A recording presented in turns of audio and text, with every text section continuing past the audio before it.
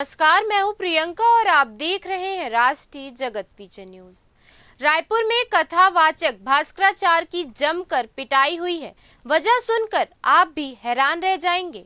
दरअसल आरोप है कि कथावाचक ने एक महिला के साथ अवैध संबंध बना रखा था। महिला का पति जब घर पहुंचा तो उसने दोनों को आपत्तिजनक हालत में देख लिया।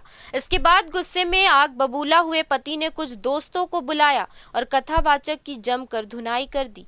मारपीट इतनी जबरदस्त थी कि भास्कराचार्य को गंभीर चोटें आई हैं। पूरा मामला रायपुर के टिकरापारा थाना क्षेत्र का है।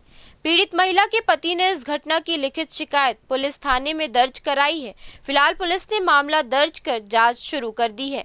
कथावाचक जो रोज दूसरों को मर्यादा और नीति का पाठ पढ़ाते हैं, जब वही खुद सीमाएं लांघते दिखे तो समाज में सवाल उठना लाजमी है। फिलहाल इस खबर में इतना ही। देश प्रदेश के खबरों से अपडेटेड रहने के लिए हमारे चैनल को सब्सक्राइब करें और नए खबरों के नोटिफिकेशन के लिए बेल आइकॉन जरूर दबाएं। नमस्कार।